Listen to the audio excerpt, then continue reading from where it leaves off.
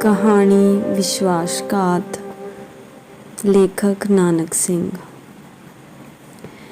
ਦੀਪਕ ਦੀ ਲਾਟ ਜਿਹੜੀ ਹਜ਼ਾਰਾਂ ਝੱਖੜ ਝੋਲਿਆਂ ਵਿਚਾਲੇ ਲਟ-ਲਟ ਬਲਦੀ ਰਹੀ ਸੀ, ਵਿਸ਼ਵਾਸਘਾਤੀ ਹਵਾ ਦਾ ਇੱਕ ਨਿੱਕਾ ਜਿਹਾ ਬੁੱਲਾ ਨਾ ਸਹਾਰ ਸਕੀ, ਬੁੱਝ ਗਈ। ਸਾਰੇ ਪਿੰਡ ਵਿੱਚ ਖਬਰ ਫੈਲ ਗਈ, ਉਸਦਾ ਹਾਰਟ ਫੇਲ ਹੋ ਗਿਆ। ਇੱਕ ਗੁੰਮਨਾਮ ਜਿਹੇ ਪਿੰਡ ਵਿੱਚ ਰਹਿੰਦੇ ਦੀਪਕ ਨੂੰ ਉਸਦੀ ਸ਼ਾਇਰੀ ਨੇ ਦੂਰ ਦੁਰਾਡੇ ਤੱਕ ਮਸ਼ਹੂਰ ਕਰ ਦਿੱਤਾ ਸੀ, ਪਰ ਆਪਣੇ ਪਿੰਡ ਵਿੱਚ ਉਸਦੀ ਕੋਈ ਕੀਮਤ ਨਹੀਂ ਸੀ। ਆਲੇ ਦੁਆਲੇ ਜਗਮਗਾਉਣ ਵਾਲਾ ਦੀਵਾ ਆਪਣੀ ਨਿੱਜੀ ਥਾਂ ਨੂੰ ਹਨੇਰਾ ਰੱਖਦਾ ਹੈ। ਕੁਦਰਤ ਦਾ ਸ਼ਾਇਦ ਇਹੋ ਅਸੂਲ ਹੈ। ਦੀਪਕ ਦਾ ਉਪਨਾਮ ਉਸਦੇ ਜੀਵਨ ਦੇ ਬਿਲਕੁਲ ਅਨੁਕੂਲ ਸੀ। ਦੀਪਕ ਆਪ ਹਰ ਵੇਲੇ ਸੜਦਾ ਰਹਿੰਦਾ। ਉਸਦੇ ਸਥੂਲ ਸਰੀਰ ਵਿੱਚ ਕੁਝ ਵੀ ਸੁਹੱਪਣ ਨਹੀਂ ਹੁੰਦਾ। ਮੈਲਾ, ਥਿੰਦਾ, ਚਿਪਚਿਪਾ ਜਿਹਾ, ਕਾਲੇ ਤੇ ਬਦਸੂਰਤ ਮੂੰਹ ਵਾਲਾ ਦੀਵਾ, ਪਰ ਉਸਦੀ ਲਾਟ ਵਿੱਚ ਸੁੰਦਰਤਾ ਦੇ ਕਈ ਖਜ਼ਾਨੇ ਲੁਕੇ ਰਹਿੰਦੇ ਹਨ। ਸ਼ਾਇਦ ਇਸੇ ਕਰਕੇ ਭੰਬਟਾਂ ਦੀਆਂ ਵਹੀਰਾਂ ਉਸ ਉੱਤੇ ਆਪਣਾ ਜੀਵਨ ਬਲੀਦਾਨ ਕਰ ਦਿੰਦੀਆਂ ਹਨ। ਬਾਹਰਲੇ ਲੋਕੀ ਦੀਪਕ ਨੂੰ ਉਸਦੀ ਕਵਿਤਾ ਵਿੱਚੋਂ ਦੇਖਦੇ ਸਨ, ਪਰ ਪਿੰਡ ਦੇ ਲੋਕੀ ਉਸਦੇ ਸਰੀਰ ਵਿੱਚੋਂ। ਉਸਦੀ ਪੁਰਸੋਚ ਤੇ ਦਿਲ ਵਿੰਨਵੀਂ ਕਵਿਤਾ ਨੂੰ ਪੜ੍ਹ ਕੇ ਲੋਕੀ ਵਜਦ ਵਿੱਚ ਆ ਕੇ ਝੂਮਣ ਲੱਗ ਪੈਂਦੇ ਸਨ। ਉਸਦੀ ਕੋਈ ਸਤਰ ਐਸੀ ਨਹੀਂ ਸੀ ਹੁੰਦੀ ਜਿਹੜੀ ਅੱਖਾਂ ਵਿੱਚ ਹੰਝੂ ਤੇ ਗਲੇ ਵਿੱਚ ਗੱਚ ਨਾ ਲਿਆਵੇ। ਲੋਕੀ ਰਸਕ ਕਰਦੇ ਸਨ, ਖਬਰੇ ਦੀਪਕ ਕਿੱਡਾ ਖੁਸ਼ਨਸੀਬ ਹੋਵੇਗਾ। ਪਰ ਕੀ ਉਹ ਸੱਚਮੁੱਚ ਖੁਸ਼ਨਸੀਬ ਸੀ? ਆਪਣੇ ਅੰਦਰਲੇ ਦੀ ਅੱਗ ਨਾਲ ਹਰ ਵੇਲੇ ਸੜਨ ਵਾਲਾ ਕਦੀ ਖੁਸ਼ਨਸੀਬ ਨਹੀਂ ਹੋ ਸਕਦਾ। ਉਹ ਇੱਕ ਬਦਨਸੀਬ ਸੀ, ਇੱਕ ਨਾਮੁਰਾਦ ਤੇ ਮਾਯੂਸ ਜਿਹੀ ਜ਼ਿੰਦੜੀ। ਦੀਪਕ ਦਾ ਰੰਗ ਰੂਪ ਤੇ ਉਸਦੀ ਸਰੀਰਕ ਬਣਤਰ ਐਸੀ ਜਿਹੜੀ ਕਿਸੇ ਵੀ ਅੱਖ ਨੂੰ ਆਪਣੇ ਵੱਲ ਨਹੀਂ ਸੀ ਖਿੱਚ ਸਕਦੀ। ਕੀ ਘਰ ਤੇ ਕੀ ਪਿੰਡ ਦੇ ਲੋਕੀ, ਸਭ ਲਈ ਦੀਪਕ ਇੱਕ ਅਣਭਾਉਂਦੀ ਚੀਜ਼ ਸੀ। ਗਲੀ ਵਿੱਚੋਂ ਲੰਘਦੀਆਂ ਮੁਟਿਆਰਾਂ ਕਈ ਵਾਰ ਉਸਨੂੰ ਵੇਖ ਕੇ ਮੂੰਹ ਫੇਰ ਲੈਂਦੀਆਂ।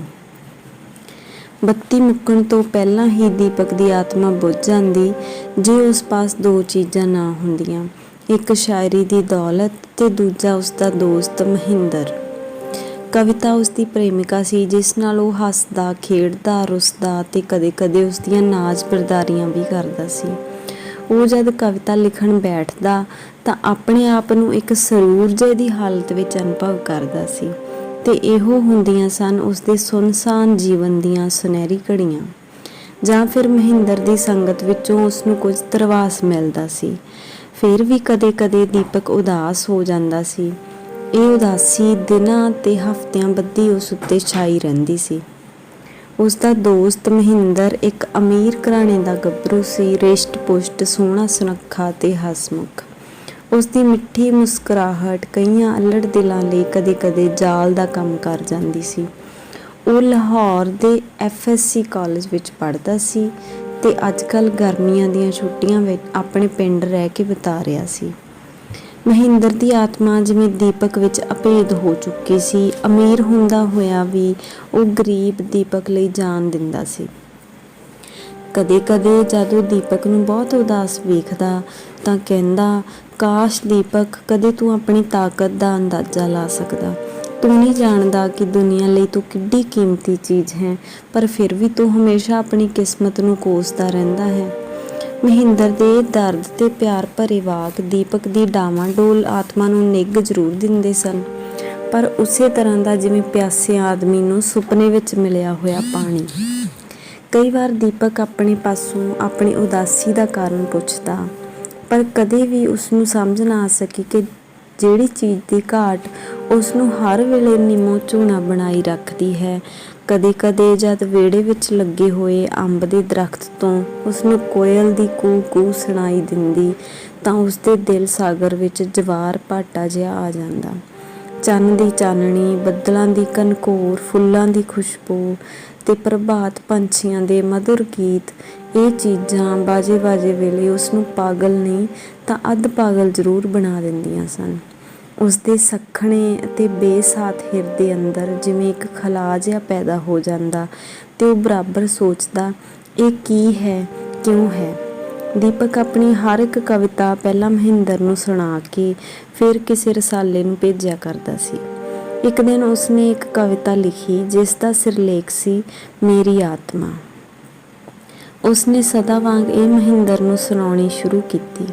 ਕਵਿਤਾ ਦਾ ਭਾਵ ਇਹ ਸੀ, ਉਹ ਮੇਰੀ ਨਿਰਾਸ਼ ਤੇ ਇਕੱਲੀ ਆਤਮਾ, ਤੂੰ ਕੀ ਚਾਹੁੰਦੀ ਹੈ, ਅਮੀਰੀ ਤੇ ਐਸ਼? ਪਰ ਕੀ ਤੂੰ ਨਹੀਂ ਜਾਣਦੀ ਕਿ ਇਸ ਦੇ ਚਫੇਰੇ ਖੁਦਗਰਜ਼ੀ ਦੀ ਗੰਦਗੀ ਤੇ ਹੰਕਾਰ ਦੀ ਸੜਿਆੰਦ ਭਰਿਆ ਡੂੰਘਾ ਦਲਦਲ ਹੈ? ਤਾਂ ਫਿਰ ਹੋਰ ਕੀ ਮੰਗਦੀ ਹੈ? ਇੱਜ਼ਤ? ਪਰ ਇਸ ਦੇ ਮਗਰ ਈਰਖਾ ਦੇ ਕੁੱਤੇ ਦੰਦੀਆਂ ਚੜਾਈ ਫਿਰ ਰਹੇ ਹਨ। ਹੋਰ ਕੀ ਹੁਸਨ? ਆ ਮੇਰੀ ਭੋਲੀ ਆਤਮਾ, ਇਸ ਦੀਆਂ ਚਮਕੀਲੀਆਂ ਕੰਨੀਆਂ ਉੱਤੇ ਵਿਸ਼ਵਾਸਘਾਤ ਦਾ ਰੰਗ ਹੈ ਜਿਹੜਾ ਬਹੁਤਾ ਚਿਰ ਨਹੀਂ ਹੰਢਦਾ। ਕੀ ਇੱਕ ਪਿਆਰ ਛਲਕਦਾ ਹਿਰਦਾ? ਕਿਸੇ ਸੁੰਦਰੀ ਦੇ ਵੀਣਾ ਕੰਠ ਵਿੱਚੋਂ ਨਿਕਲੀ ਹੋਈ ਪ੍ਰਸ਼ੰਸਾ? ਆ ਮੇਰੀ ਬਦਨਸੀਬ ਆਤਮਾ, ਬੰਦ ਕਰ ਇਸ ਬੇਸੁਰੇ ਰਾਗ ਨੂੰ, ਆਪਣੇ ਆਪ ਦਾ ਤੇ ਆਪਣੇ ਇਸ ਬੇਹੂਦਾ ਮੰਗ ਦਾ ਟਾਕਰਾ ਕਰ ਤੇ ਸੋਚ ਤੂੰ ਕੀ ਮੰਗ ਰਹੀ ਹੈ। ਇਹ ਸਭ ਕੁਝ ਤੇਰੇ ਲਈ ਨਹੀਂ ਬਣਿਆ। ਤੇਰੀ ਦੁਨੀਆ ਹੈ ਉਸ ਦੁਨੀਆ ਤੋਂ ਬਹੁਤ ਦੂਰ, ਇਕੱਲੀ ਤੇ ਸੁੰਨਸਾਨ ਦੁਨੀਆ, ਬੇਸਾਥ ਤੇ ਨਿਰਾਸ਼ ਦੁਨੀਆ।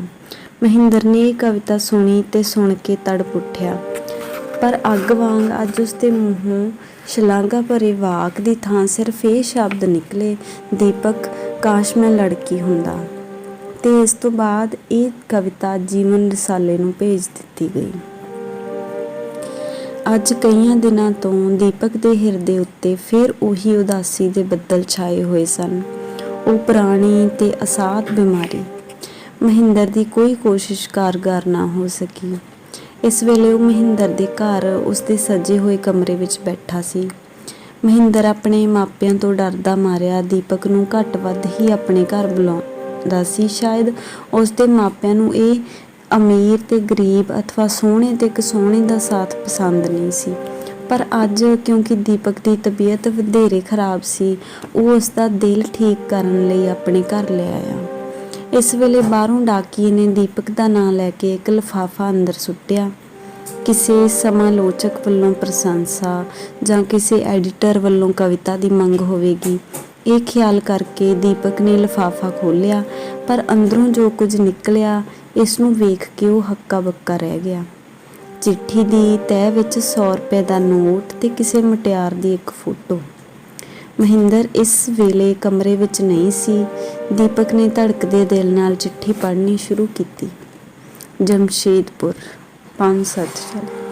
ਮੇਰੇ ਦੀਪਕ ਜੀ, ਕੀ ਖਿਮਾ ਨਹੀਂ ਕਰੋਗੇ ਜੇ ਇੱਕ ਅਣਜਾਣ ਕੁੜੀ ਤੁਹਾਡੇ ਨਾਂ ਨਾਲ ਮੇਰੇ ਵਿਸ਼ਲੇਸ਼ਣ ਲਾ ਰਹੀ ਹੈ? ਕੀ ਇੱਕ ਜਗਿਆਸੂ ਦਾ ਹੱਕ ਨਹੀਂ ਹੈ ਕਿ ਉਹ ਆਪਣੇ ਗੁਰਦੇਵ ਨੂੰ ਮੇਰਾ ਕਹਿ ਕੇ ਸੰਬੋਧਨ ਕਰੇ? ਮੈਂ ਬਹੁਤ ਚਿਰ ਤੋਂ ਤੁਹਾਨੂੰ ਗੁਰੂ ਭਾਵਨਾ ਨਾਲ ਵੇਖਦੀ ਸਾਂ। ਤੁਹਾਡੀ ਹਰ ਇੱਕ ਕਵਿਤਾ ਮੇਰੇ ਦਿਲ ਦੀ ਕਿਤਾਬ 'ਤੇ ਲਿਖੀ ਪਈ ਹੈ। ਤੁਹਾਡੀਆਂ ਰਚਨਾਵਾਂ ਨੇ ਮੇਰੇ ਜੀਵਨ ਨੂੰ ਪਲਟ ਦਿੱਤਾ ਹੈ। ਮੈਂ ਇੱਕ ਅਮੀਰ ਘਰਾਣੇ ਦੀ ਜੰਮਪਲ ਹਾਂ, ਪਰ ਤੁਹਾਡੀਆਂ ਕਵਿਤਾਵਾਂ ਨੇ ਮੈਨੂੰ ਮੇਰੀ ਅਮੀਰੀ ਤੋਂ ਘ੍ਰਿਣਿਤ ਕਰ ਦਿੱਤਾ ਹੈ। ਇੱਕ ਗਰੀਬ ਕਵੀ ਦੀ ਅਮੀਰ ਆਤਮਾ ਨੇ ਮੇਰੇ ਅੰਦਰ ਇਨਕਲਾਬ ਲੈ ਆਂਦਾ ਹੈ।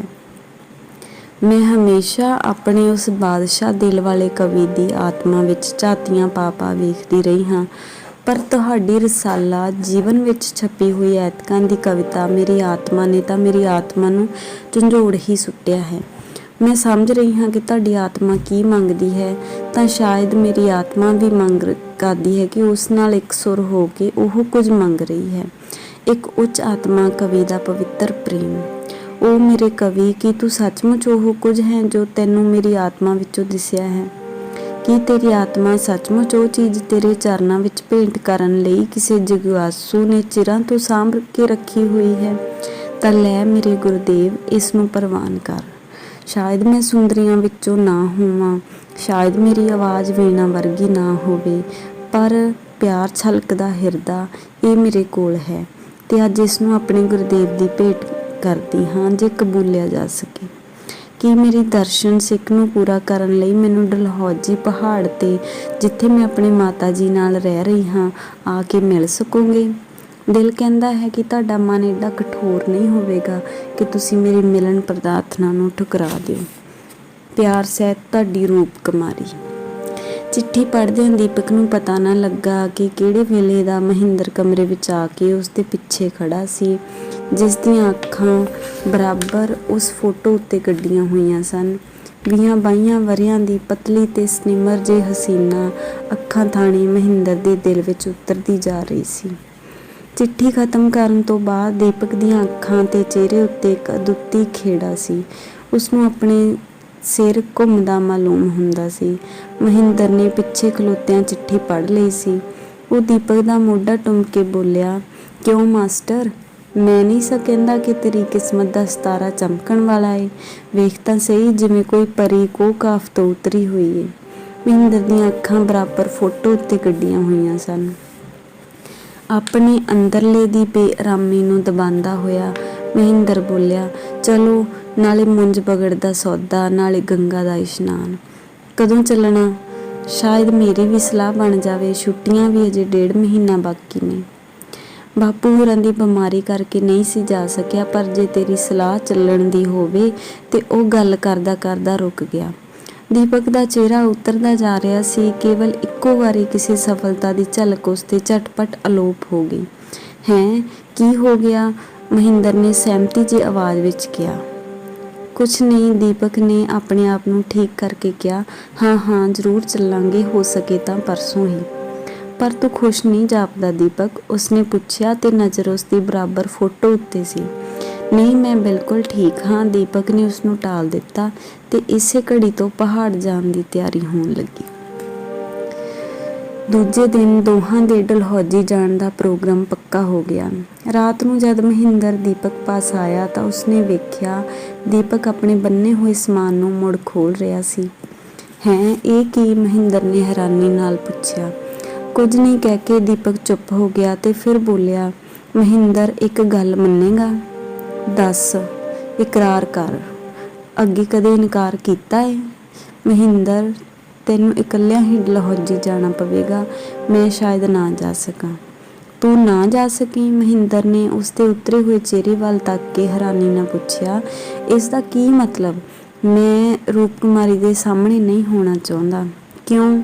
ਉਸਨੂੰ ਮੈਂ ਮਾਯੂਸ ਨਹੀਂ ਕਰਨਾ ਚਾਹੁੰਦਾ। ਇਸ ਤਰ੍ਹਾਂ ਕਰਨ ਨਾਲ ਉਸਦੀ ਤਸੱਵਰ ਦੀ ਦੁਨੀਆ ਬਰਬਾਦ ਹੋ ਜਾਵੇਗੀ। ਮੇਰੀ ਸ਼ਕਲ ਵੇਖਦਿਆਂ ਉਸਦੇ ਸਾਰੇ ਸੁਪਨੇ ਖਿੰਡ ਜਾਣਗੇ। ਉਸਦੀਆਂ ਉਮੀਦਾਂ ਦਾ ਖੂਨ ਹੋ ਜਾਏਗਾ। ਮੈਂ ਉਸਨੂੰ ਪਿਆਰ ਕਰਦਾ ਹਾਂ। ਮੈਂ ਇੱਕ ਪੁਜਾਰੀ ਵਾਂਗ ਪਵਿੱਤਰ ਭਾਵਨਾ ਨਾਲ ਉਸ ਦੇਵੀ ਦੀ ਪੂਜਾ ਕਰਦਾ ਹਾਂ। ਉਸ ਦੇ ਭਵਿੱਖ ਨੂੰ ਨਸ਼ਟ ਕਰਦਿਆਂ ਇਹ ਮੈਥੋਂ ਨਹੀਂ ਹੋ ਸਕਦਾ। ਦੀਪਕ, ਇਹ ਤੂੰ ਕੀ ਕਹਿ ਰਿਹਾ ਏ? ਮਹਿੰਦਰ ਨੇ ਇੱਕ ਵਾਰੀ ਦੀਪਕ ਵੱਲ ਤੇ ਇੱਕ ਵਾਰ ਕੰਧ ਨਾਲ ਲੱਗੀ ਉਸ ਸੁੰਦਰੀ ਦੀ ਤਸਵੀਰ ਵੱਲ ਤੱਕ ਕੇ ਕਿਹਾ।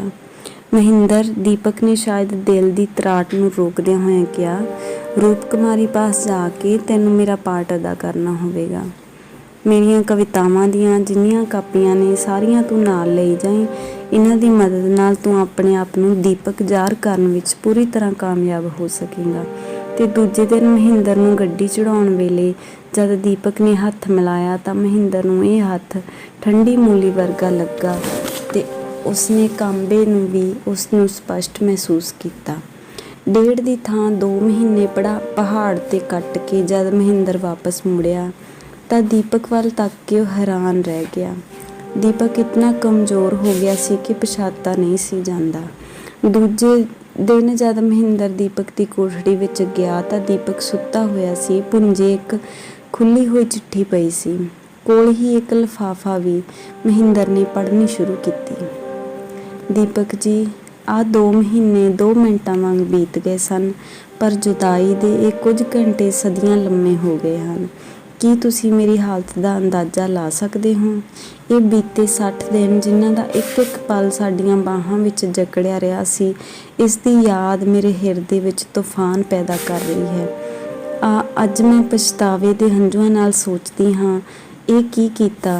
ਤੁਸੀਂ ਮੇਰੇ ਆਦਰਸ਼ ਤੇ ਸੁੱਚੇ ਪ੍ਰੇਮੀ ਨੂੰ ਆਪਣੇ ਕਾਮਨਾਵਾਂ ਦਾ ਸ਼ਿਕਾਰ ਬਣਾ ਕੇ ਮੇਰੇ ਜੀਵਨ ਵਿੱਚ ਇੱਕ ਭਾਰੀ ਖਤਰੇ ਦਾ ਅਹਿਸਾਸ ਪੈਦਾ ਕਰ ਦਿੱਤਾ।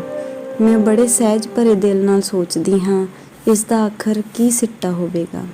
ਅੱਜ ਮੇਰੇ ਦਿਲ ਵਿੱਚ ਨਾ ਉਹ ਕਾਵਿ ਤਰੰਗਾਂ ਹਨ, ਨਾ ਤੁਹਾਡੀ ਉਹ ਪੂਜਨੀਕ ਪ੍ਰਤਿਮਾ।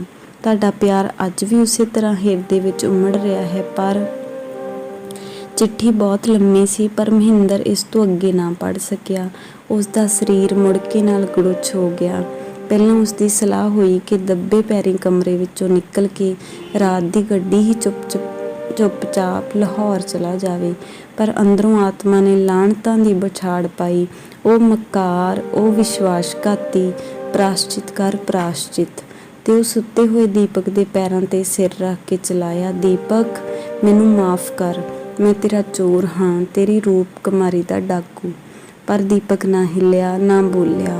ਦੀਪਕ ਦੀ ਲਾਟ ਜਿਹੜੀ ਹਜ਼ਾਰਾਂ ਝੱਖੜ ਝੋਲਿਆਂ ਵਿਚਾਲੇ ਲੱਟ-ਲੱਟ ਬਲਦੀ ਰਹੀ ਸੀ, ਵਿਸ਼ਵਾਸਘਾਤ ਦਾ ਇੱਕ ਨਿੱਕਾ ਜਿਹਾ ਬੁੱਲ੍ਹਾ ਨਾ ਸਹਾਰੀ ਬੁਝ ਗਈ। ਸਾਰੇ ਪਿੰਡ